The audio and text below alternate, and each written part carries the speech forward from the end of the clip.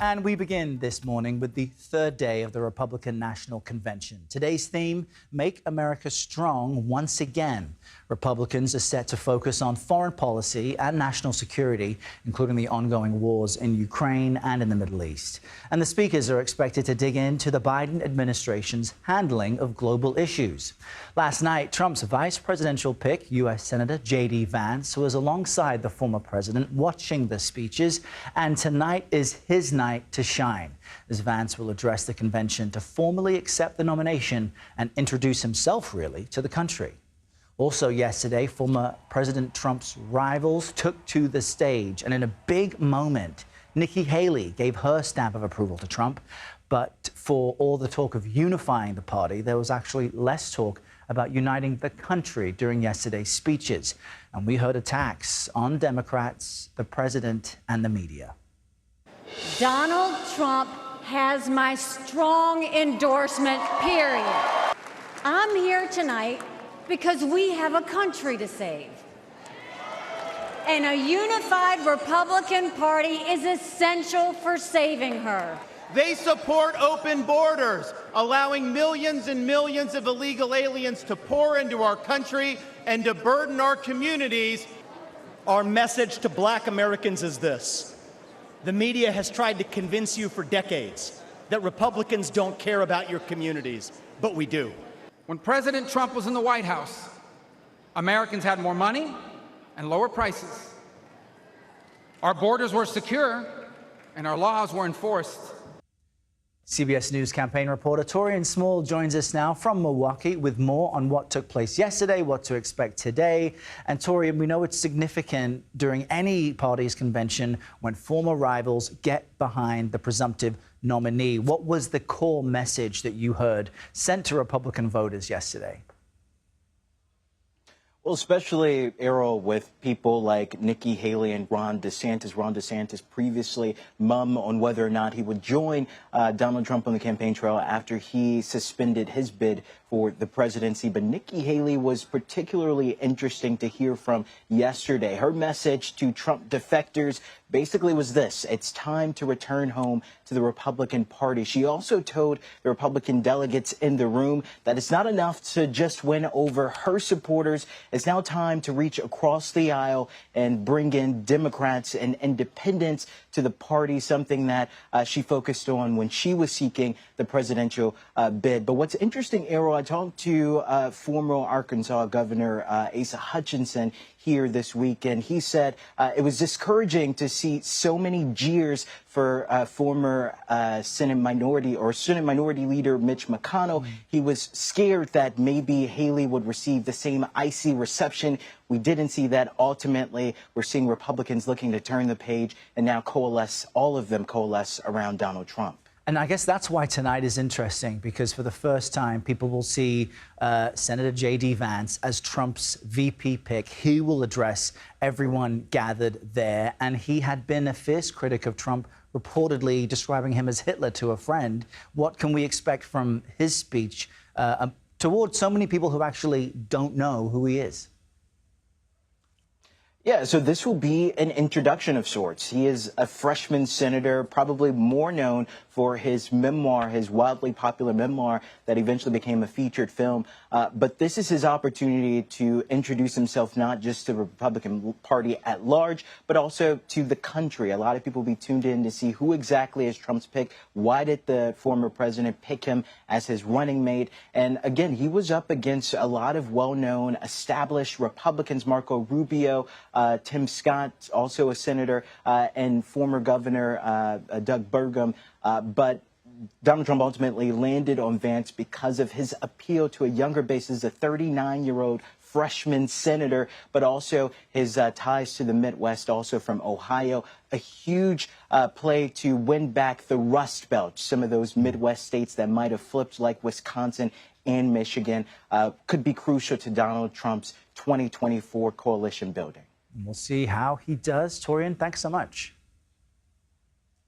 As we've discussed, immigration was a top issue yesterday at the RNC. Speakers slamming President Biden's approach, and they really doubled down on support for Trump-era policies. CBS News immigration and politics reporter Biden and Harris opened it up to the entire world.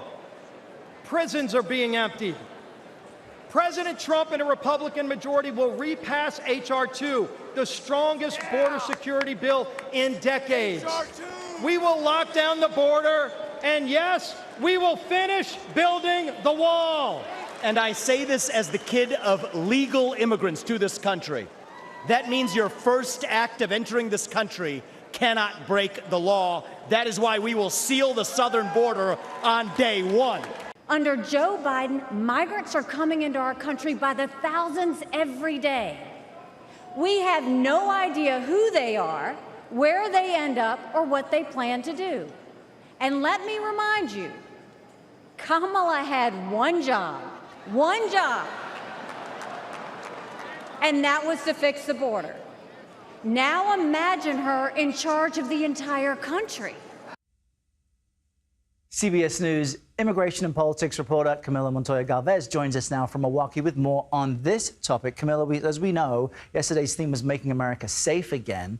The 24 Republican Party platform specifically mentions the migrant crime epidemic. Those are their words. And we just heard from some speakers on the topic. Break down for us the specific policies Republicans are pushing. We heard a reference to H.R. 2. Good morning, Errol. The Republican Party and former President Donald Trump are promising a radical shift in U.S. immigration and border policy if they come to power in 2025, come next year.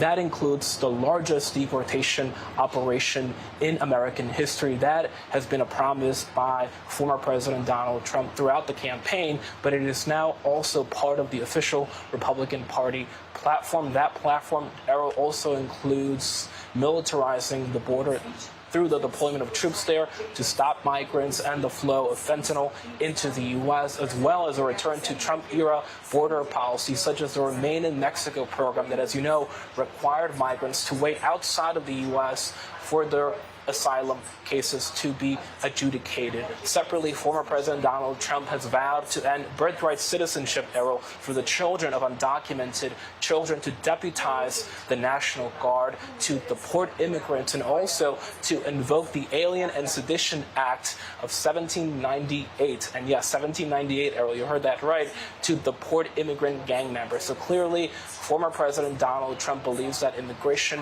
will again fuel his return to the White House, and now so does the Republican Party. Let's drill down then on some of the data. U.S. Customs and Border Patrol reports that arrests for illegally crossing the southern border are down some 29% in June. That's the lowest of Joe Biden's presidency, and partly because of his crackdown. And CBS News polling shows 74% of all voters believe Trump's policies would decrease crossings at the border. So how critical for both sides will the messaging be on this topic as far as who is making progress? Well, look, Errol, immigration is set to play a major role in this campaign. Poll after poll has shown that it is a top concern, if not the top concern, among American voters heading into November, and it is certainly a top area of concern for Republican voters in this election. We spoke to some delegates here at the RNC in Milwaukee who expressed concern about perceptions that the border is chaotic, disorderly, that there is a lot of public safety issues tied to the record numbers of migrants coming across the border, and that there's a sense that the U.S. is being taken advantage of, that there's a lot of illegality coming across the U.S.-Mexico border. So it is a major concern for Republican voters. It is unclear how big of a role it will play for Democratic and independent voters, but the Biden campaign's message on this issue, Errol, has been that President Biden is offering a more balanced approach to immigration than former President Donald Trump, and that is reflected by the recent executive actions that he took on this issue. One of them, Errol, as you highlighted, restricted asylum severely at the U.S.-Mexico border for those crossing illegally, and the other that he issued weeks after has now allowed, or will allow, the undocumented spouses of U.S. citizens to get a green card and eventually U.S. citizenship. Such an important topic. Camilo, thanks for that update. We appreciate it. So take a look at this. The ear bandage, it may be the new fashion trend at the RNC after Trump sported one Monday night in his first public appearance since Saturday's assassination attempt. CBS News senior White House correspondent Ed O'Keefe caught up with an Arizona delegate who made his own. This is Joe Neglia from Tempe, Arizona. Tempe, Arizona. This is your first convention? Well, the first one I attended, I was elected in 2022, but that one was canceled because of COVID. And I notice what you're wearing on your right ear. This is the newest fashion trend. I'm getting this going. Everybody in the world is going to be wearing these pretty soon. It's the latest thing. My wife tells me I dress like an engineer, but I'm setting new fashion ground here. So. And you just made this in your hotel room today with an envelope or what? No, I folded it up on the bus on the way here. Did you catch that? Setting new fashion ground. And a reminder, we have complete coverage of the Republican National Convention all week long. Special coverage begins on America Decides tonight at 5 p.m. Eastern.